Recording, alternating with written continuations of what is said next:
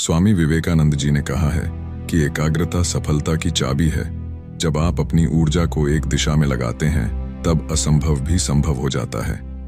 दोस्तों, आगे स्वामी जी की 3 कहानियों में हम देखेंगे कि सभी जगह से ध्यान हटाकर कैसे एक काम में लगाया जाता है।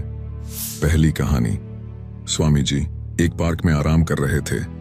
वहां उन्होंने एक लड़के को देखा जो एक खाली पेज पर कठिन श्लोक लिखने की कोशिश कर रहा था, लेकिन गलतियों के कारण बार बार पेज फाड़ रहा था और हर बार नए पेज से शुरू कर रहा था।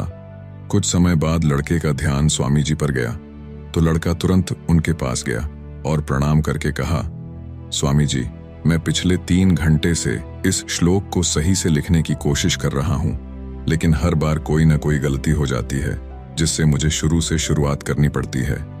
मुझे समझ नहीं आ रहा कि मैं क्यों नहीं लिख पा रहा हूं। स्वामी जी मुस्कुराए और बोले, बेटा, केवल फोकस की कमी के कारण ऐसा हो रहा है, क्योंकि एक साधारण इंसान अपनी ज्यादातर ऊर्जा बेकार की बातों और आदतों में लगा देता है, इसलिए लगातार मन भटकता है। ध्यान से काम करने का मतलब है अपनी पूरी ऊर्जा एक जगह पर लगा देना, और जब बार बार तुम ऐसा करोगे तो मन इसके लिए तैयार हो जाएगा और फिर गलती नहीं दोहराएगा।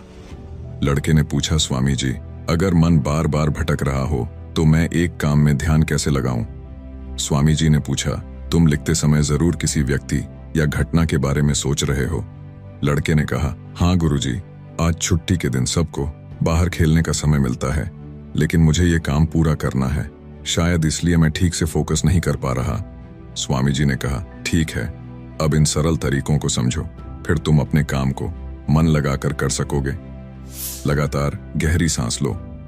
स्वामी जी ने कहा, जब भी तुम्हारा मन भटके तो 5 गहरी सांसें लो और अपना ध्यान काम और खेल दोनों से हटाकर अपनी सांसों पर लेकर आओ। जितना तुम अपनी सांसों को देखोगे उतना ही तुम्हारा मन शांत होने लगेगा। काम को महसूस करो। जब तुम लिख रहे हो तब सब कुछ बारीकी से महसूस करो, जैसे पेन तुम्हारे हाथ को छू रही है, और लिखते समय जो आवाज हो रही है उसे भी ध्यान से सुनो।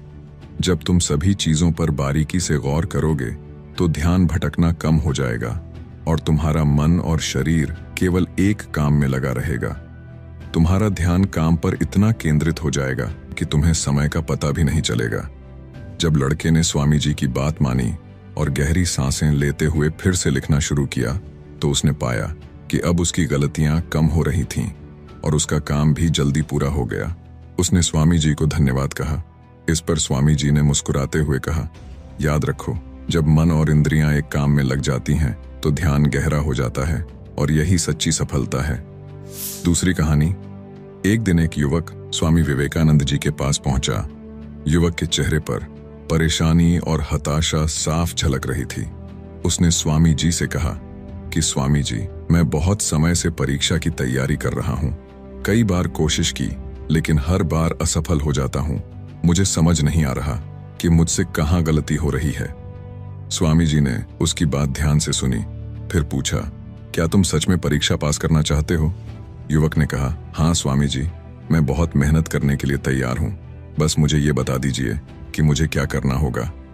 स्वामी जी उसे अपने साथ एक खाली जगह पर ले गए जहां एक पुरानी मोमबत्ती और माचिस रखी थी।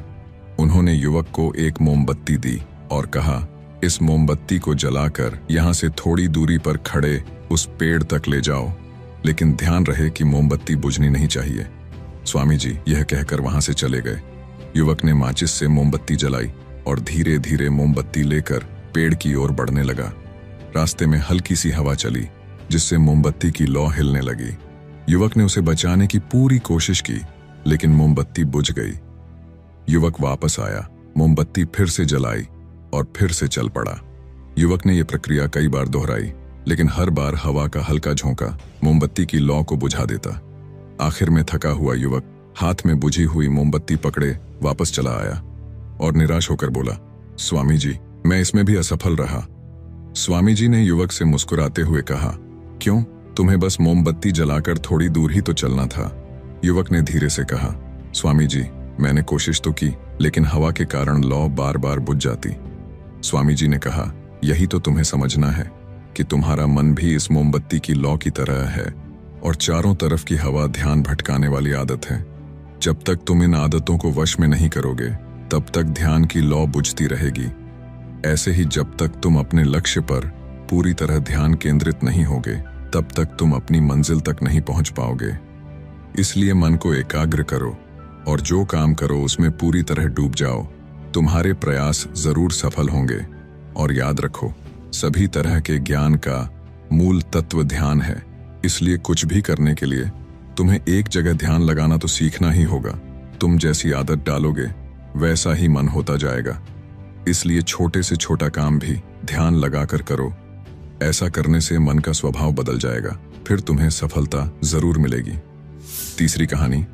एक युवक ने स्वामी जी से पूछा कि मन में आ रहे विचारों को कैसे छोड़ते हैं। स्वामी जी ने युवक से कहा, बताऊंगा, लेकिन उससे पहले तुमको एक परीक्षा देनी है। फिर एक गिलास पानी को पूरा भरकर स्वामी जी ने युवक के हाथ में पकड़ा दिया और कहा, पानी की एक बूंद गिराए बिना इसे पकड़कर खड़े रहो। युवक ने कहा, यह तो आसान है, और गिलास संभाल लिया। शुरू में सब ठीक था, लेकिन थोड़ी देर बाद ही उसके मन में संदेह उठने लगे। इससे क्या फर्क पड़ेगा? आखिर कितनी देर तक मुझे ऐसे पकड़े रहने होगा? जैसे जैसे ये विचार आने लगे उसका ध्यान भटकने लगा और गिलास से पानी छलकने लगा। अंत में स्वामी जी ने कहा, बेटा, जब तक तुम्हारा मन शांत था तब तक पानी नहीं गिरा, लेकिन जैसे ही तुम्हारे मन में विचार आने लगे तो पानी बाहर गिरने लगा। उन्होंने आगे समझाया, जैसे गर्म लोहे पर हथौड़े की चोट उसे नया रूप देती है, वैसे ही तुम्हारे विचार व्यक्तित्व को और मन को आकार देते हैं। तुम्हारा मन भी गिलास में पानी की तरह है, जिसे आसानी से विचलित किया जा सकता है। अगर तुम पानी यानी मन को स्थिर रखना चाहते हो तो पहले सभी विचारों को स्थिर करना सीखना होगा। अब तुम एक काम करो, इस गिलास को फिर से पकड़ो और अपना ध्यान अपनी सांसों पर ले आओ। अपनी सांस को पेट और सीने में आते जाते महसूस करो। हाथ में होने वाले दर्द और असहजता को जाने दो। मन में जो विचार आ रहे हैं उन्हें बहने दो। खुद को याद दिलाओ कि तुम विचार नहीं हो, बल्कि उन्हें दूर से देखने वाले इंसान हो। ऐसा याद रखने से विचार आकर चले जाएंगे, लेकिन मन को विचलित नहीं कर पाएंगे। थोड़ी देर तक युवक ने इस अभ्यास को जारी रखा और गिलास से एक भी बूंद गिराए बिना खड़ा रहा। स्वामी जी ने कहा, इस तरह ध्यान से अभ्यास करते रहो। धीरे धीरे तुम्हारा मन शांत होने लगेगा और तब कोई भी कठिन काम करना तुम्हारे लिए स्वाभाविक हो जाएगा। इसके बाद वो युवक स्वामी जी को धन्यवाद कहकर घर लौट गया। दोस्तों, अगर इस कहानी ने आपकी किसी भी उलझन को सुलझाया है तो हमें कमेंट्स में जरूर बताओ, और वीडियो को लाइक करके एक ऐसे दोस्त को शेयर करो जिसके जीवन में ये वीडियो काम आए। साथ में पीसफुल कर्मा चैनल को सब्सक्राइब जरूर कीजिए। धन्यवाद।